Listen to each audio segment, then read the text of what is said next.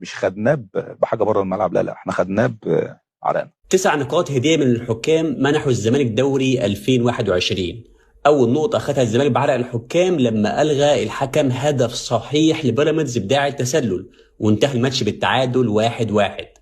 اما ماتش انبي فكان في ضربتين جزاء ما اتحسبوش، واحده على امام عاشور لما كان معاه الحصانه الزملكاويه اللي تسمح له انه يتدخل بالقوه دي، والحكام تشوف ان عادي بتحصل، وانهض والعب كالرجال يا ابني ما تبقاش طري. والتانية كانت على طارق حامد اللي زق لاعب انبي في ظهره وبرضه ما اتحسبتش، وفاد الزمالك ب3 نقاط غير مستحقة. ممكن تسألني طيب هو مين الحكام المسؤولين عن الأخطاء دي؟ شوف يا صديقي، حكم الفار في ماتش بيراميدز كان جهاد جريشة، أما حكم الساحة في ماتش انبي كان محمد الصباحي، والاتنين دول تحديدا تم مكافئتهم بتحكيم ماتش بيراميدز في الدور الثاني. تفتكر بقى الماتش هيعدي كده بدون أخطاء؟ أكيد لأ. الصباحي استدعى جريشة عشان يشوف لمسة يد لا تستحق انها تحسب ضربة جزاء لان ايد اللاعب داخل جسمه، ورغم كده حسبها وسجل الزمالك هدف التعادل عشان ياخدوا كمان نقطة بشقاهم وعرقهم.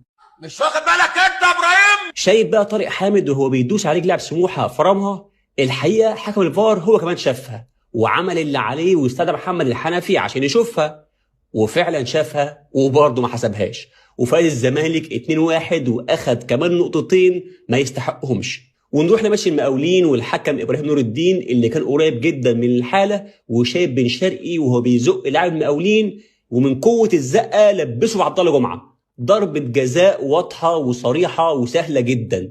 تفتكر حسبها ايه؟ حسبها فاول على لاعب المقاولين. والله زي اقول لك كده. وعلى فكره ده حركه معتاده جدا من ابراهيم نور الدين. بص كده التدخل ده، ضربة جزاء واضحة على حازم إمام اللي تدخل على جسم لاعب الإسماعيلي وقعه على الأرض، فوهو بيقع لمس الكرة بإيده.